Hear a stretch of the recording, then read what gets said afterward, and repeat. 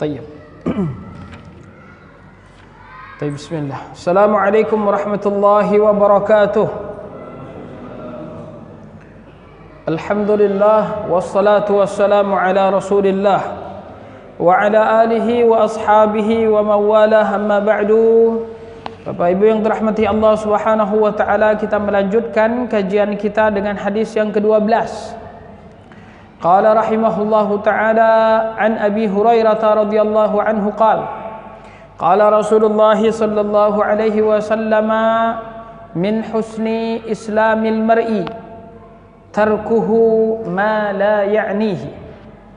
Haditsun hasanun wa rawahu Tirmidzi wa ghairuhu hakadha.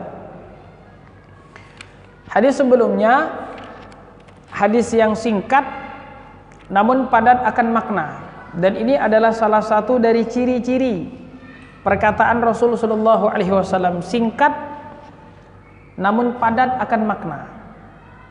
Tayyib. Kalau hadis sebelumnya da' ma yaribuka ila ma la yaribuk, simple, tinggalkan yang meragukanmu, kerjakan yang tidak meragukanmu. Ini kalau kita hafal sekarang juga, ya hafal ini. Tayyib. Kita sama-sama baca da'ma, bismillah, da'ma yaribuka ila ma la yaribuka, da'ma yaribuka ila ma la yaribuka, da'ma yaribuka ila ma la yaribuka. Bismillah. Satu orang. Tafadhal.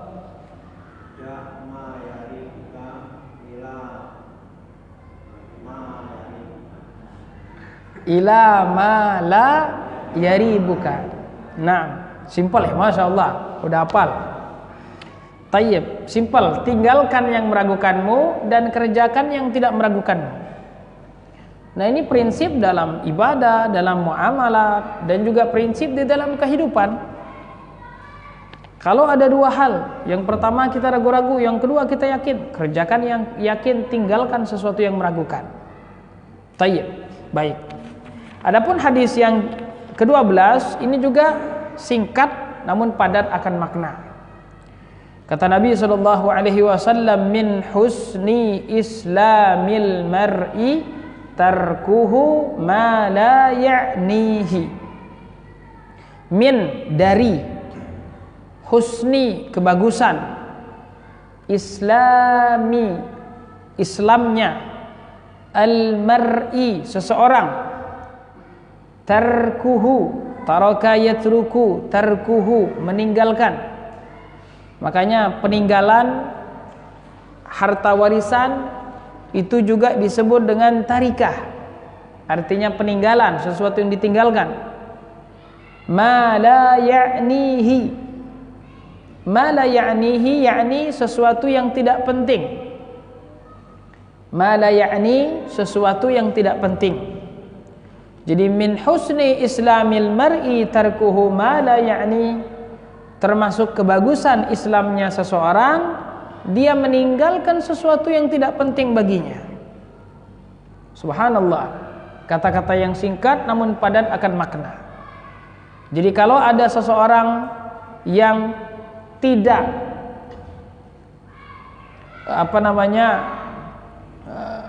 seseorang yang tidak memperhatikan masalah ini, artinya dia masuk kepada sesuatu yang tidak penting baginya, dia masuk kepada sesuatu yang tidak penting baginya, maka ini berarti Islamnya kurang bagus.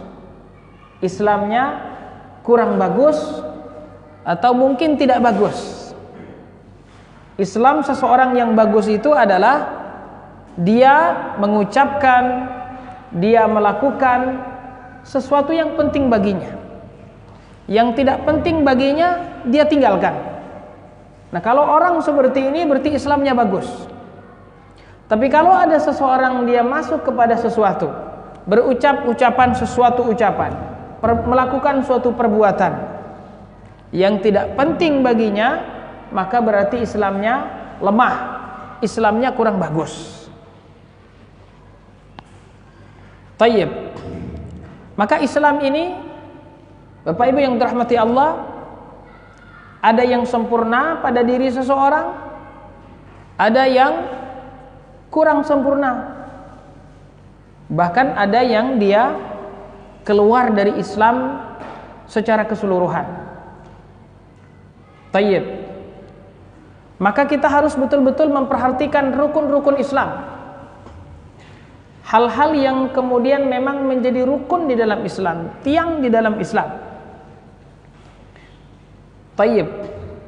Dan juga Islam secara keseluruhan, yang termasuk di dalamnya juga adalah keimanan. Kata para ulama, kata Islam kalau disebutkan dengan sendirian, artinya Islam saja, seperti di dalam hadis ini, maka iman juga masuk di dalamnya. Tayyib. Begitu juga kata iman. Kalau seandainya kata iman disebutkan sendirian, maka Islam masuk di dalamnya. Tayyib.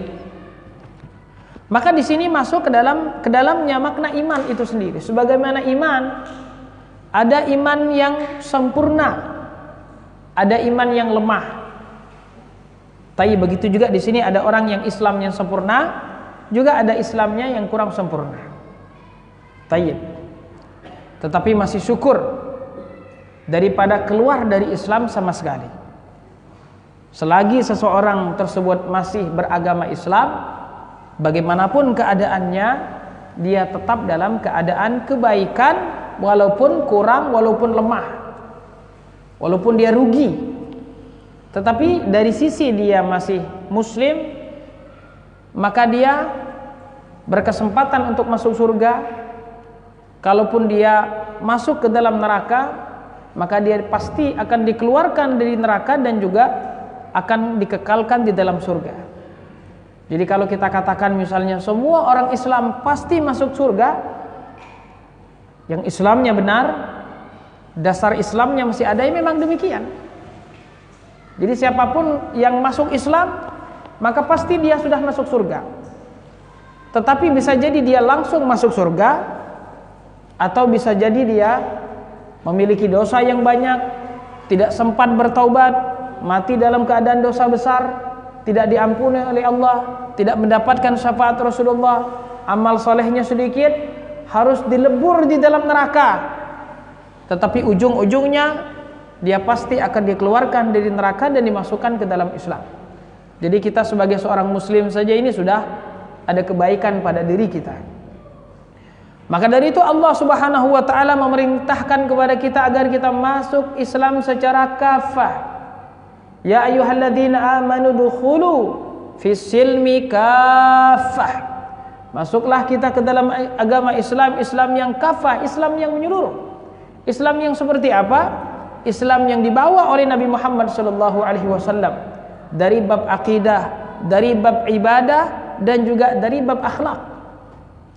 Akidah kita seperti akidah Rasulullah dan para sahabat, tidak terdapat di dalamnya kesyirikan.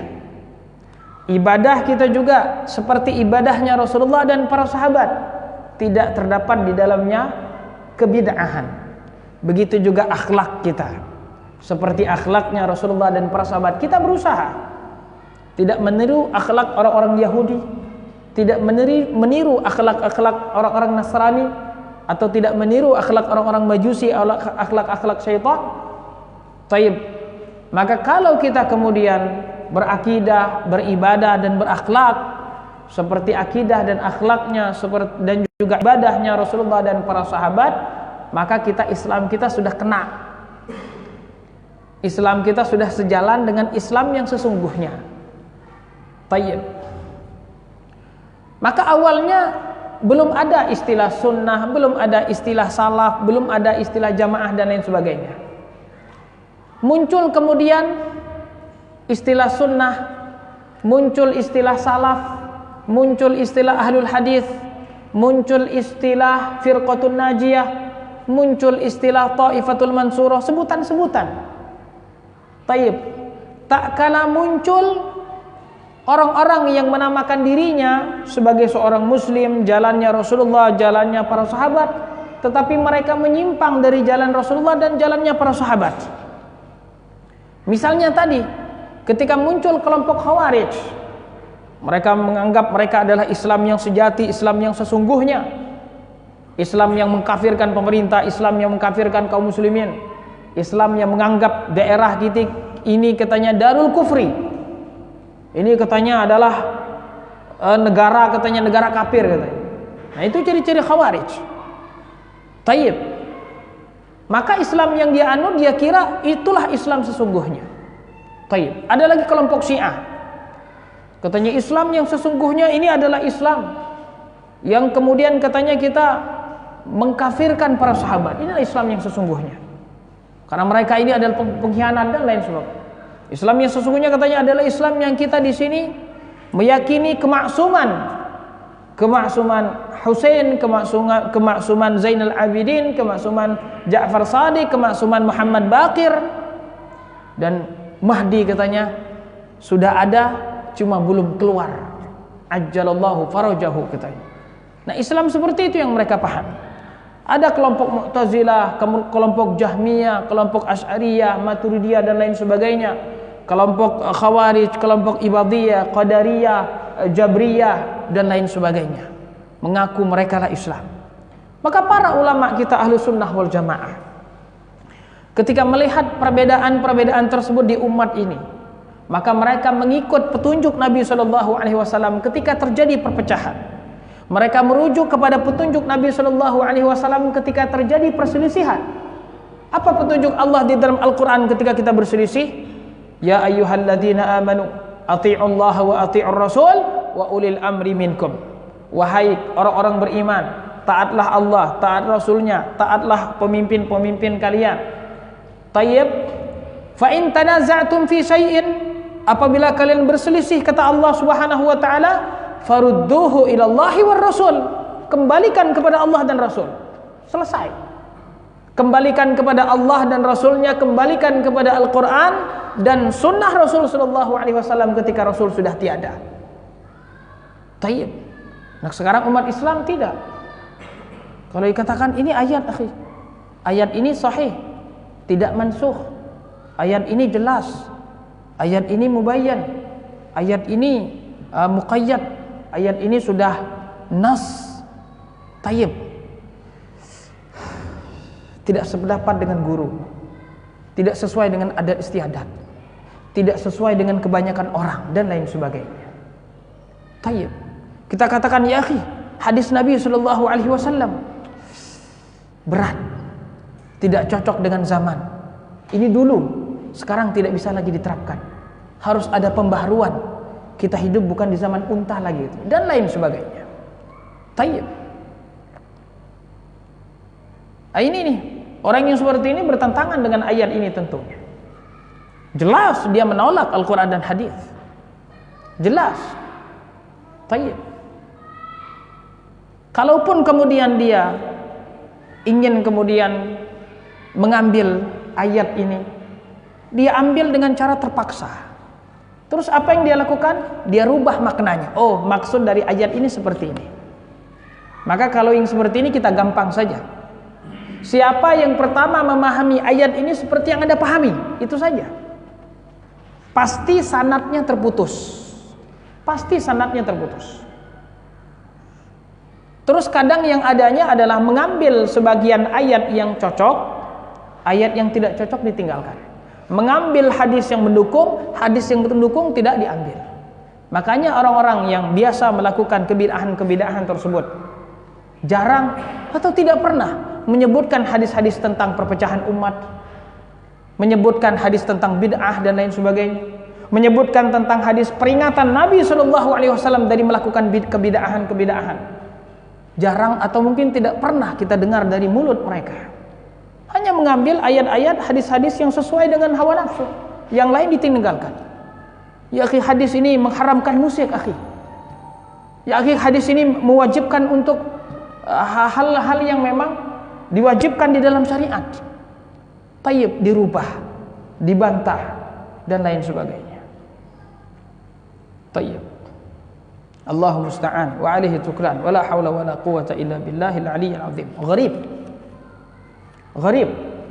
Memang betul kata Nabi sallallahu alaihi wasallam, hadis dalam sahih Muslim, bada'al islamu ghariba wa sayaudu ghariba fatuba lil ghuraba. Islam datang dalam keadaan aneh dan akan kembali dalam keadaan aneh. Semakin kita berpegang kepada Al-Qur'an dan sunnah, kita semakin dianggap aneh. Bahkan kita aneh di antara kaum muslimin. Aneh kita di antara kaum muslimin. Pak, ini benar jenggot kayak gini? Pak, ini celana kok diangkat, Pak? Gharib, aneh. Taib, aneh di kalangan kaum muslimin. Bahkan kita aneh di antara keluarga kita sendiri. Lihat suaminya kok rajin ke masjid. Aneh. Subhanallah, rajin ke masjid ini tuntunan Rasul sallallahu alaihi wasallam. Tapi ketika dia rajin ke masjid kok dianggap aneh. Kok tumben Pak ke masjid, Pak? Taib.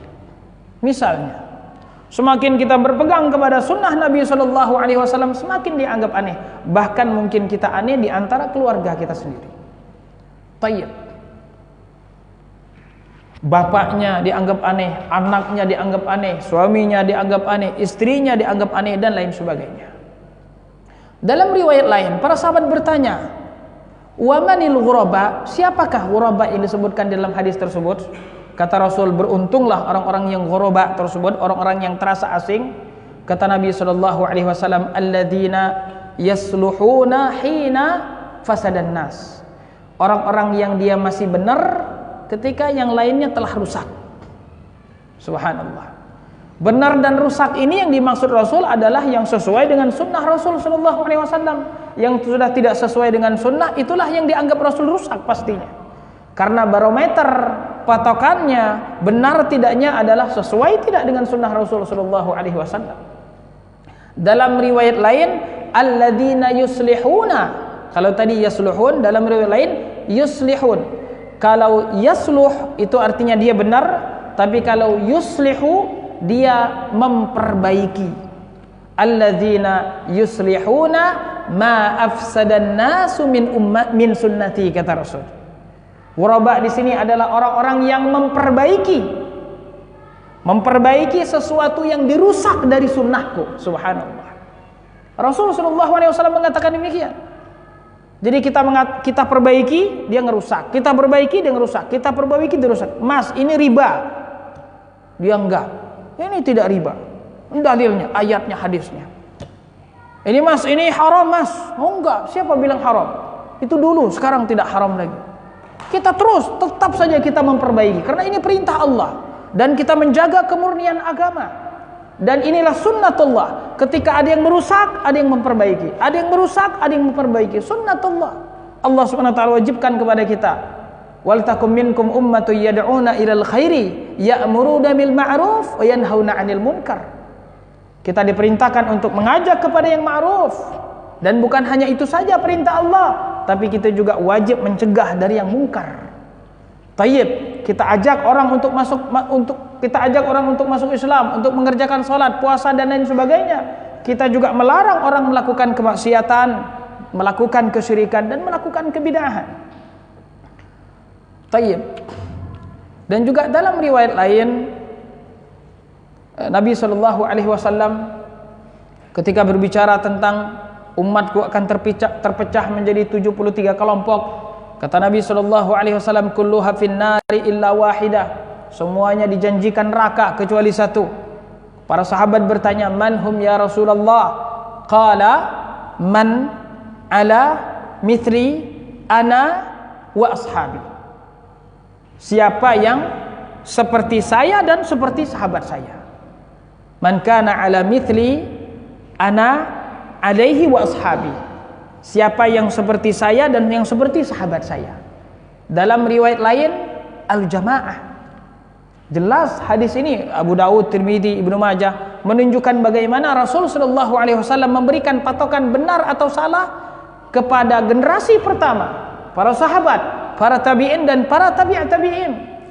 Merekalah yang pertama kali mendengarkan ayat tersebut dari lisan Rasulullah sallallahu alaihi wasallam. Merekalah yang menyaksikan bagaimana Al-Qur'an itu turun. Al-Quran itu diajarkan Rasul kepada para sahabat. Al-Quran itu diamalkan oleh para sahabat, dipraktekkan oleh para sahabat. Mereka lah orang yang pertama kali diajarkan oleh Rasul sallallahu alaihi wasallam. Mereka adalah orang yang paling paham tentang ayat tersebut. Tayyib. Jadi kalau seandainya kita memahami dalam ritual agama ini misalnya dengan sesuatu yang tidak diajarkan oleh para sahabat, tidak dianjurkan oleh para sahabat, maka pemahaman siapa yang kita ambil? Semua yang dilakukan oleh Rasul dan para sahabat kita riwayatkan semuanya, ada di dalam kitab-kitab kita semua. Tayyib. Dan sesuatu yang tidak ada berarti memang tidak ada di dalam agama ini. Lalu buat apa kita kemudian membuat sesuatu yang ada? Tayyib, yang tidak dilakukan dan tidak dicontohkan. Apakah kita lebih baik daripada mereka? Apakah kita lebih paham daripada mereka? Apakah kita lebih takwa daripada mereka? Tidak mungkin. Tidak ada yang berani mengatakan saya lebih paham dari Abu Bakar, saya lebih paham dari Umar dan lain sebagainya. Tidak mungkin. Dan kalaupun ada yang mengatakan demikian pasti tertolak. Maka kita lihat saja bagaimana cara mereka ibadah. Ya itulah yang kita lakukan. Bagaimana kalau ada yang meninggal, apa yang harus dilakukan? Ya itulah yang kita lakukan. Tidak lebih dari apa yang mereka lakukan. Kalau kita melebihi dari apa yang mereka lakukan, berarti kita melakukan sesuatu yang tidak mereka lakukan. Kita melakukan sesuatu yang tidak mereka lakukan. Mengapa? Apakah mereka tidak semangat beribadah? Mustahil. Apakah mereka tahu kemudian tidak mengamalkan? Mustahil. Kabura maqtan indallah an taqulu ma la taf'alun. Tayyib. Mengapa mereka tidak melakukan? Ya karena memang tidak ada contohnya, tidak ada perintahnya. Lah kemudian kita mengapa melakukan sesuatu yang tidak ada perintahnya, yang tidak ada contohnya? Dalam perkara dunia saja. Tayyib, kita harus taat kepada yang membuat peraturan. Kalau kita mau mengambil upah dengan seseorang, kita harus memastikan bahwasanya ini adalah pekerjaan yang diperintahkan oleh seseorang tersebut. Kalau kita mengerjakan suatu pekerjaan yang tidak diperintahkan, kemudian kita datang ucuk-ucuk minta upah. Tayyib. Saya misalnya datang ke perusahaan Bapak, ucuk-ucuk saya langsung minta upah misalnya. Tidak diperintahkan, tidak ada akad dan lain sebagainya. Apakah layak kemudian saya meminta upah dari perusahaan Bapak? Nah, kita mengerjakan sesuatu, kita anggap ini bagus, kita anggap ini baik, kemudian kita berharap pahala dari Allah Subhanahu wa taala. Apakah pantas kita meminta pahala dari Allah Subhanahu wa taala dengan sesuatu yang tidak diperintahkan? Bahkan bukan hanya demikian saja, Allah dan Rasulnya mencela orang-orang yang menambah, orang-orang yang mengurangi dari syariat agama, dicela, bukan hanya dilarang, dicela. Bahkan dijanjikan neraka. Dijanjikan neraka. Bukannya mendapatkan pahala, justru mendapatkan dosa. Bukannya disayangi, justru dibenci. Bagaimana tidak? Mengada-ngada sesuatu yang tidak ada. Menganggap Rasul tidak selesai mengerjakan tugasnya, menganggap Rasul mengkhianati risalah yang telah Allah Subhanahu wa taala sampaikan. Maka dari itu kata Imam Malik rahimahullahu taala, man za'ama anna fid dini bid'atan hasanatan faqad za'ama anna Rasulullah khana risalah. Barang siapa yang menganggap di dalam agama ini ada bid'ah hasanah, maka dia telah menganggap Rasulullah mengkhianati risalah. Ada sesuatu yang tidak disampaikan, ada sesuatu yang tidak diajarkan. Na'udzubillah. Tayyib. Baik, Bapak Ibu yang dirahmati Allah Subhanahu wa taala, hadis ini min husni islamil mar'i tarkuhu ma la ya'ni.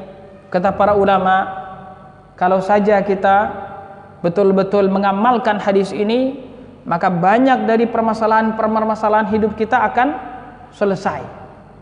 Dan kenapa permasalahan-permasalahan tersebut bermunculan? Ketika ada orang yang memang bukan ahlinya, bukan urusannya, masuk kepada sesuatu yang bukan urusannya. Dia tidak diperintahkan secara agama dan dia tidak dibutuhkan secara duniawi. Iseng aja kerjanya, gabung aja dia yang sesuatu yang dia tidak ada urusannya di situ. Para ulama sedang membahas tentang suatu hukum misalnya. Tayyib. Apa hukum misalnya misalnya hewan, kotoran hewan misalnya. Kotoran hewan dari ayam, kambing, sapi, hewan-hewan yang halal dimakan. Para ulama membahas, para ulama mengkaji. Terus tiba-tiba dia ucuk-ucuk datang, menurut saya, taib. Nah inilah, ini yang bertentangan dengan hadis ini. Dia masuk kepada sesuatu yang dia tidak dibebankan secara syariat, taib, tidak dibutuhkan secara duniawi. Sama seperti ada perkara duniawi, ada montir-montir sedang memperbaiki radio, TV, pesawat dan lain sebagainya. Tiba-tiba dia datang ucuk-ucuk pengen ikut andil membantu dan lain sebagainya, tapi kemudian dia sok tahu di situ merubah, merusak dan lain sebagainya. Maka rusaklah dari tatanan agama dan juga tatanan dunia, diakibatkan ada orang-orang yang memang bukan ahlinya, bukan faknya, masuk kepada sesuatu yang mereka tidak ada urusannya dengan perkara tersebut. Tayyib. Maka kita sebagai seorang muslim, ketika kita diperintahkan oleh Allah Subhanahu wa taala untuk melakukan kewajiban dan dianjurkan untuk melakukan perkara-perkara yang sunnah, hanya ini saja yang kita lakukan. Kemudian perkara yang sifatnya duniawi, perkara yang sifatnya mubah, kemudian boleh kita lakukan. Tayyib. Tetapi perkara-perkara yang kita di situ tidak ada manfaatnya bagi kita, tidak ada kemaslahatan buat agama kita, tidak ada kemaslahatan buat duniawi kita, mengapa kita masuk ke dalam perkara tersebut? Tayyib. Dan ini berbeda tentunya dengan perkara amar ma'ruf nahi mungkar. Tidak boleh seseorang berdalil dengan hadis ini misalnya untuk menolak orang yang melakukan amar ma'ruf nahi mungkar. Misalnya ada orang yang menasehati kita, ya akhi, mari kita salat jamaah di masjid. Kemudian dia bilang, antum tidak ada urusannya dengan ini, masing-masing kita, katanya. Tayyib. Ada teman kita yang melakukan maksiat, misalnya kita tegur, kemudian dia berdalil, Anda nggak ada urusan Anda di sini, masing-masing kita. Nah ini tentu tidak masuk ke dalam bab ini. Justru saya menasihati Anda itu karena ada urusannya saya dengan Anda. Saya melihat Anda melakukan kemaksiatan dan saya bisa menasihati Anda. Rasul sallallahu alaihi wasallam mengatakan, "Marra minkum munkaran falyughayyirhu biyadihi, fa illam yastati' fa bilisanihi, fa illam yastati' fa biqalbi." Ini perintah Rasul. Maka pada saat menasihati Anda untuk mengerjakan kebaikan, kewajiban dari Allah Subhanahu wa taala dan meninggalkan apa yang diharapkan oleh Allah Subhanahu wa taala, saya bertanggung jawab kepada Allah, bukan kepada Anda. Tayyib. Saya bisa saja meninggalkan Anda, tetapi Allah mewajibkan saya menasihati Anda. Begitu juga dalam urusan keluarga kita. Kita urus anak kita, bagaimana dia bisa sholat, bagaimana kemudian dia bisa ngaji. Tidak boleh kemudian berdalil anak kita, katanya min husni islamil mar'i tarkuhu ma la ya'ni. Tayyib. Allah Subhanahu wa taala mengatakan, ya ayyuhalladzina amanu qu anfusakum wa ahlikum nara. Hai orang-orang yang beriman, jagalah dirimu dan keluargamu dari api neraka. Maka ketika kita mengurus anak kita agar dia istiqomah benar dan tidak jatuh kepada perkara-perkara yang haram, ini permasalahannya adalah kita dan Allah Subhanahu wa taala. Tayyib. Maka pada saat kita mengurus anak kita tersebut, ini tidak termasuk ke dalam hadis ini. Bahkan justru yang kita lakukan itu adalah perkara yang perkara yang memang penting bagi kita. Tayyib. Dan juga perkara-perkara lainnya yang berkaitan dengan hukum syariat, maka yang menjadi patokannya Bapak Ibu yang dirahmati Allah pada hadis min husni islamil mar'i tarkuhu ma la ya'ni adalah syariat. Ketika itu diwajibkan oleh syariat, maka itu berarti sesuatu yang penting bagi kita. Sesuatu yang diperintahkan oleh syariat berarti itu sesuatu yang penting bagi kita. Sesuatu yang tidak diperintahkan oleh syariat, apalagi sesuatu yang dimakruhkan oleh syariat, apalagi sesuatu yang diharamkan oleh syariat, maka ini tidak penting bagi kita, bahkan bukan hanya tidak penting, justru membawa mudarat bagi kita. Yang tidak penting saja kita tinggalkan, apalagi yang tidak ada manfaatnya, apalagi yang membawa mudarat, apalagi yang sampai mencelakakan kita di dunia dan di akhirat. Maka hadis ini Bapak Ibu yang dirahmati Allah, min husni islamil mar'i tarkuhu ma la ya'ni, kalau betul-betul kita amalkan, maka banyak dari kehidupan kita yang akan menjadi lebih baik. Dan kita sekarang memang kebanyakannya adalah melakukan sesuatu yang kadang tidak penting. Tayyib. Berapa banyak kita kadang sibuk dengan dunia kita, padahal dunia kita sudah cukup untuk kita melakukan salat, menyambung tali silaturahmi, atau mungkin sudah cukup untuk berangkat haji, untuk berangkat umroh. Tayyib. Tapi masih sibuk saja mencari dunia. Kalau ditanya, Syekh, udah cukup ya kan? Belum cukup untuk 7 keturunan. Harus sampai 7 keturunan. Kan ini kan waktu kita, usia kita sedikit. Iya, usia sedikit tapi dunia harus, subhanallah. Ini pola pikir kita memang berbeda dengan orang kafir. Kalau kita tujuan kita adalah akhirat, dunia kita dijadikan tangga sampai kepada akhirat. Tayyib, jangan sampai kita mencari dunia melalaikan akhirat kita. Tayyib, kita sibuk mencari dunia, bacaan Al-Quran kita saja belum benar. Kita sibuk mencari dunia, ayat Al-Quran saja satu surat aja nggak ada yang kita pahami. Tayyib, berarti kita termasuk lalai. Kita termasuk lalai. Tayyib, siang malam pagi petang mencari dunia, seakan-akan pahala kita sudah seperti langit dan bumi, padahal kita belum apa-apanya. Tayyib. Dan kita selalu saja menganggap remeh agama, selalu saja menganggap remeh amal soleh. Subhanallah. Betul yang dikatakan oleh Allah Subhanahu wa taala di dalam surat Al-Asr, wal 'asri innal insana lafi khusr. Allah bersumpah demi masa, demi masa. Berarti Allah bersumpah memang dengan sesuatu yang sangat penting. Karena waktu ini memang sangat penting dari kehidupan manusia. Lewat sedikit saja kita bisa rugi. Waktu salat subuh misalnya, salat jamaah di masjid ini hanya 5 menit, jam sekian. Ketika kita lewatkan waktu 5 menit tersebut, hilang sudah pahala kita berjamaah, hilang sudah pahala kita mendatangi masjid, hilang pahala kita mendatangi salat subuh di kegelapan. Tayyib. Ketika kita terlambat bangun saja, yang seharusnya kita bisa salat 2 rakaat sebelum subuh, yang kata Rasul sallallahu alaihi wasallam lebih baik daripada dunia dan seisinya, berapa menit saja kita terlewati, udah lewat kita 2 rakaat sebelum subuh. Tayyib. Begitu juga hal-hal lainnya yang masa kecilnya seharusnya kita fokuskan diri kita untuk belajar agama, kita lewati masa kecil tersebut. Tayyib. Maka kemudian ketika kita sudah tua baru baru belajar, sedangkan masa keemasan tersebut kita lewati begitu saja. Yang kalau kita belajar di masa tersebut kita akan mudah memahaminya, yang kalau kita belajar di masa tersebut otak kita masih mudah untuk menghafal. Tayyib.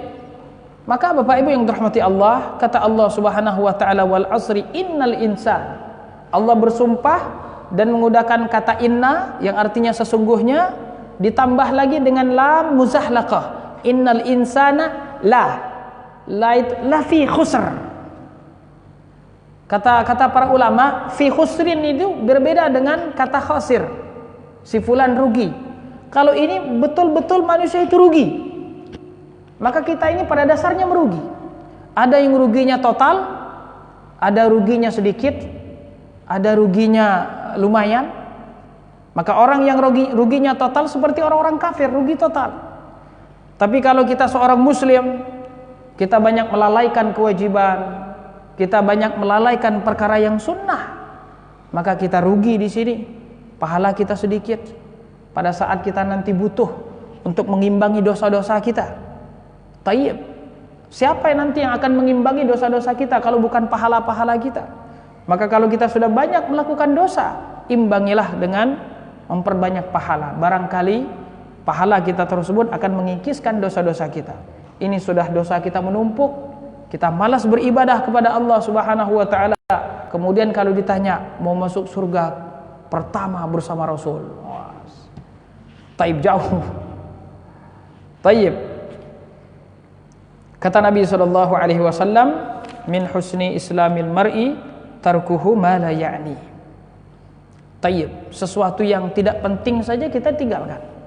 Apalagi sesuatu yang tidak tidak ada manfaatnya sama sekali.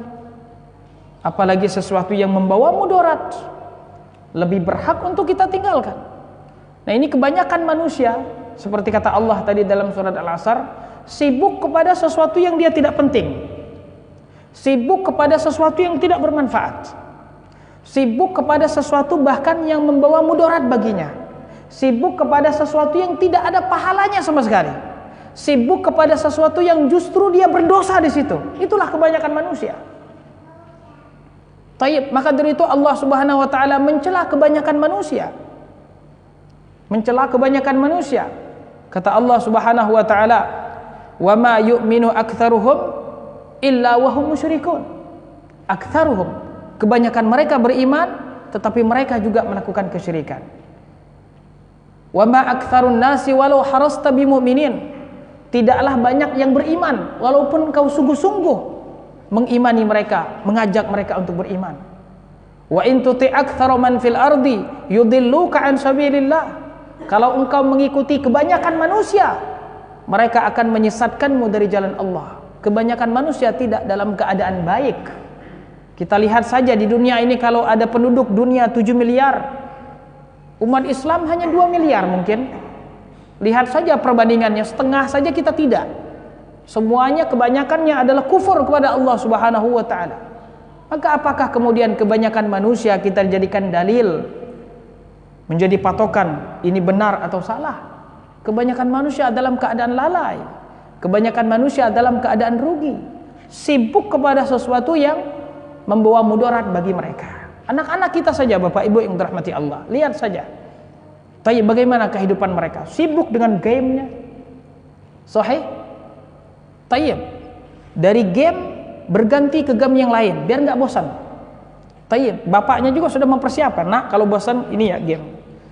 Terus kalau bosan dah ke game yang lain. Sibuk kita dengan perkara-perkara yang mungkin ya pastinya tidak ada manfaatnya. Dan kalau jiwa kita disibukkan dengan sesuatu yang batil, tayyib, maka kita akan jauh dari sesuatu yang bermanfaat.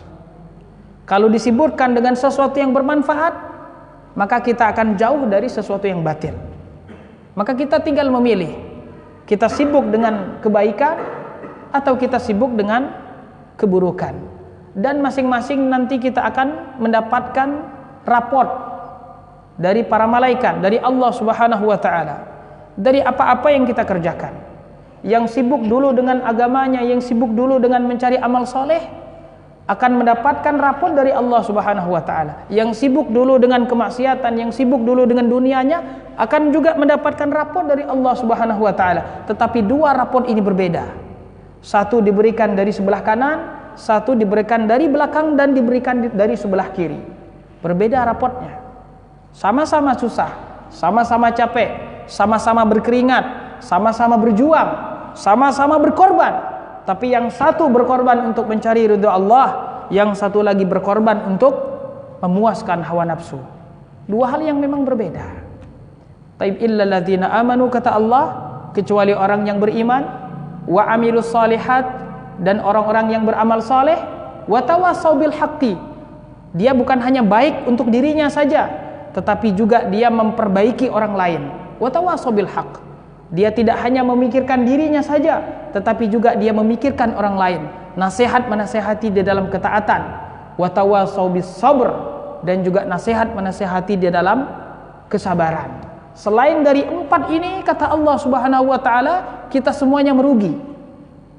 Selain dari empat sifat ini yang disebutkan di dalam surat Al-Asr, kita semuanya merugi. Ada yang ruginya rugi total, ruginya rugi sedikit, ada ruginya sebagian. Semoga Allah Subhanahu wa taala memberikan kepada kita keuntungan di dunia dan di akhirat. Amin ya rabbal alamin.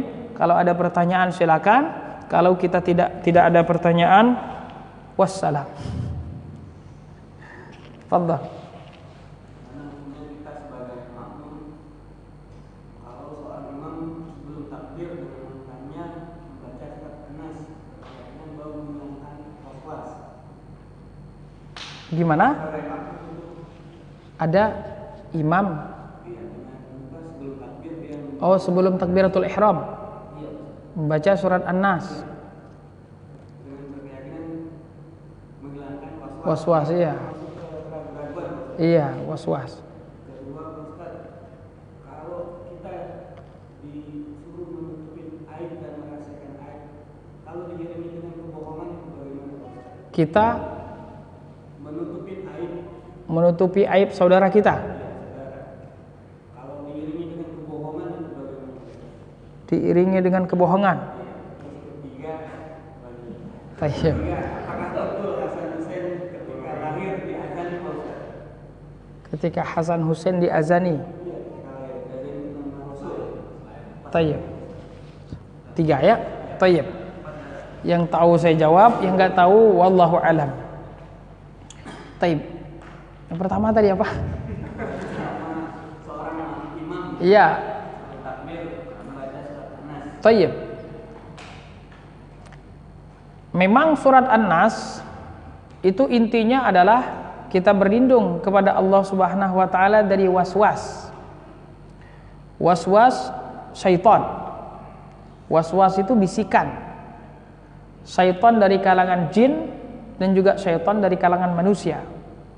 Maka kita berlindung dengan surat An-Nas. Qul, katakanlah a'udzu birabbin nas. Ketika misalnya seseorang ada merasa ini adalah waswas syaitan, maka dia memang berlindung kepada Allah Subhanahu wa taala dengan surat Al-Ikhlas, Al-Falaq, dengan surat Al-Falaq dan juga surat An-Nas, afwan.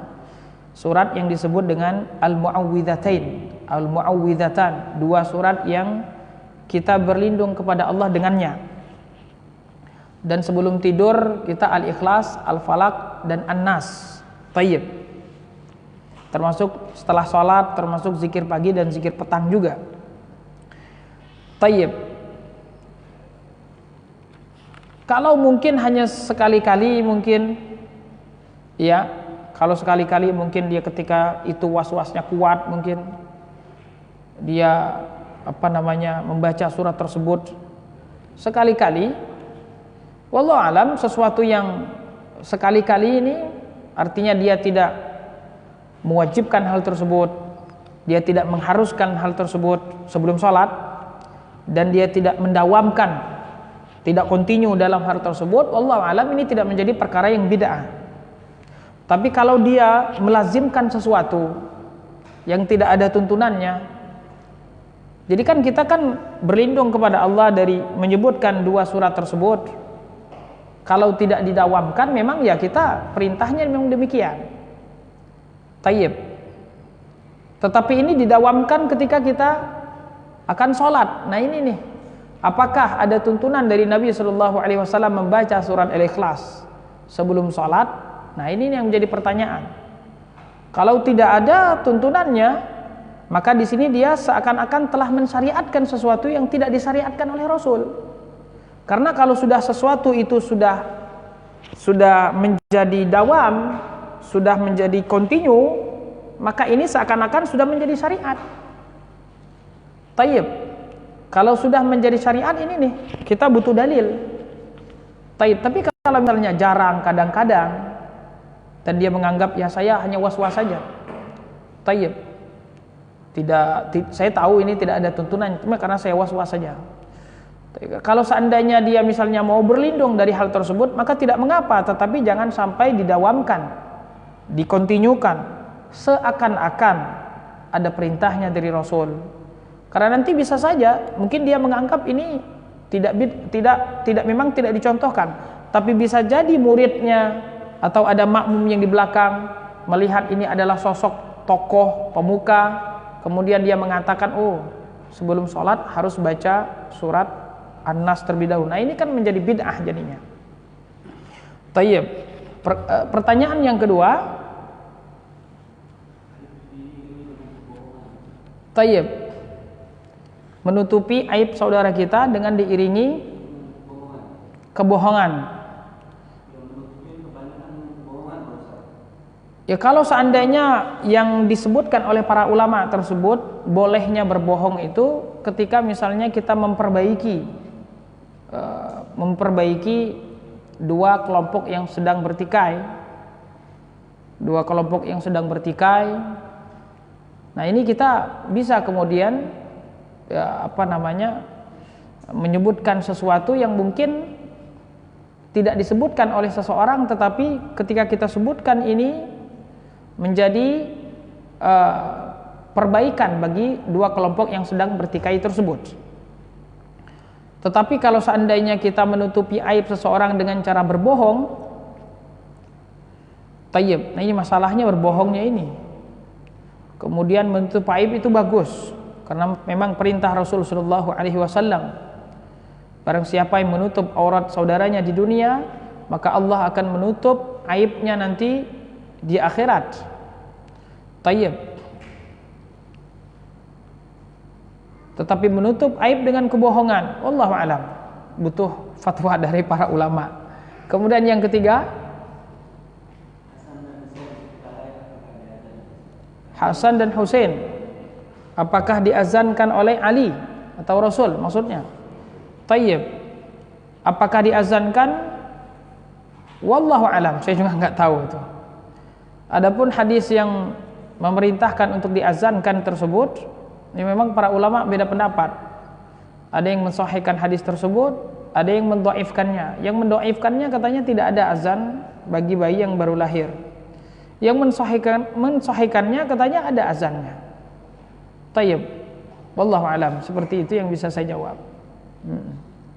Barakallahu fikum. Tayyib, tidak ada lagi Bapak Ibu yang dirahmati Allah, kita cukupkan sampai di sini. Walhamdulillahirabbil alamin. Oh ya, silakan.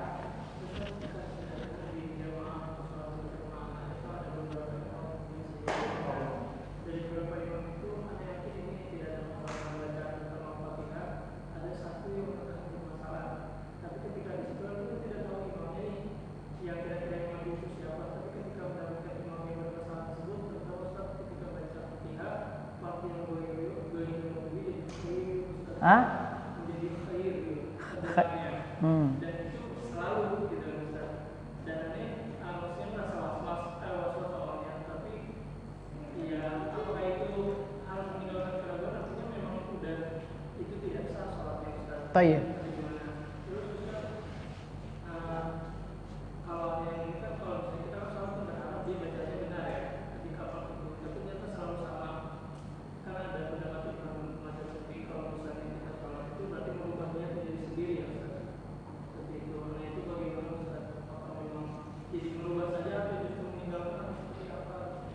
Tayyib. Bismillah.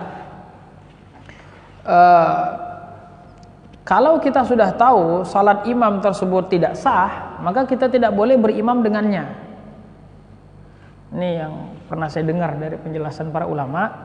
Kalau seandainya kita yakin dia tidak sah, misalnya tidak sahnya karena bacaan Al-Fatihahnya tadi, ya kalau Al-Fatihahnya tidak sah, dia tidak sah salatnya. Tayyib. Kecuali kada perkara memang ya dia mampunya hanya segitu. Ya kalau dia mampunya hanya segitu, dia tidak boleh jadi imam. Dia boleh jadi makmum, tapi dia tidak boleh jadi imam. Tayyib.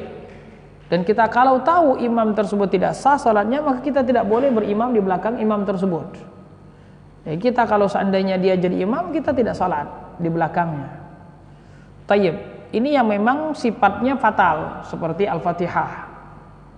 Tayyib. Dan kepatalan Al-Fatihah tersebut ketika dia sampai merubah makna. Kalau dia tidak sampai merubah makna, misalnya matnya kurang atau juga misalnya gunnahnya kurang, tayyib ini maka tidak mengapa karena memang tidak merubah makna. Tapi kalau dia sudah merubah makhraj, tadi misalnya ghairil, khairil, itu tidak sah Al-Fatihahnya. Tayyib, tidak boleh jadi imam. Subhanallah. Tayyib, tidak boleh jadi imam. Imam ini kan dia posisinya bukan hanya sekedar untuk jadi dirinya sendiri saja, dia menanggung imam salat yang ada di belakangnya. Tayyib. Orang yang kalau datang ke masjid, imam dalam keadaan ruku', kemudian dia masuk dalam keadaan ruku', itu sudah dihitung 1 rakaat, walaupun dia tidak baca Al-Fatihah. Dan para ulama beda pendapat tentang hukum membaca Al-Fatihah. Ada yang mengatakan wajib walaupun dia makmum. Terus bagaimana kalau seandainya dia misalnya terlambat tadi, mendapatkan imam sudah dalam keadaan ruku'? Nah, kata sebagian para ulama, ini mendapatkan pengecualian. Tapi kalau dia mampu, maka dia wajib membaca. Tayyib. Nah, sebagian para ulama enggak. Itu yang sir saja dia wajib membaca. Kalau dia jahar, enggak wajib membaca. Terus gimana? Bacaan imam katanya adalah bacaan makmum. Itu kalau imamnya benar bacaannya, mewakili makmum yang tidak sempat membaca Al-Fatihah, atau mewakili makmum yang dia meyakini bahwasanya tidak wajib membaca Al-Fatihah dalam salat jahar. Tayyib. Nah, ini kan menjadi permasalahan kalau imamnya sendiri tidak sah Al-Fatihahnya. Dia harus menanggung salat orang yang di belakangnya tersebut. Nah, makanya kita jangan kemudian beribadah itu selain dari cari pahala, jangan cari dosa. Kita kadang seperti itu. Ibadah itu selain cari pahala, kita cari dosa juga. Pada saat kita maju tampil ke depan, nah itu niat Anda menjadi imam itu kenapa? Anda tidak tahu bacaan Anda misalnya tidak benar, ya belajar kalau tidak tahu. Terus kalau Anda tahu bacaan Anda tidak benar, ya tidak boleh. Kata Nabi SAW, ya ummukum aqra'ukum li kitabillah. Yang menjadi imam di antara kalian adalah yang paling aqra', yang paling benar, yang paling sahih bacaan Al-Qur'annya. Tapi bukannya sekedar banyak hafalannya, tapi yang paling pertama kali adalah benar. Dan yang paling intinya adalah Al-Fatihah. Dan yang paling intinya adalah tidak sampai merubah makna dari ayat Al-Qur'an. Tayyib. Maka kalau ada orang yang sholat Al-Fatihahnya tidak benar, maka kita tidak boleh sholat di belakang imam tersebut. Tayyib. Dan seharusnya ya diperbaiki keadaan seperti itu, tidak boleh berlanjut-lanjut. Harus ada yang mencegah kemungkaran. Ini kemungkaran diselesaikan dengan dinasihati. Tayyib. Ya kalau nggak dengar juga ya susah lah cerita. Allahumma musta'an. Ya kita perbaiki niat kita. Kita menjadi imam itu kenapa? Apakah hanya untuk si fulan imam? Si fulan itu sudah bisa? Ya akhi, ini perkara agama. Tayyib.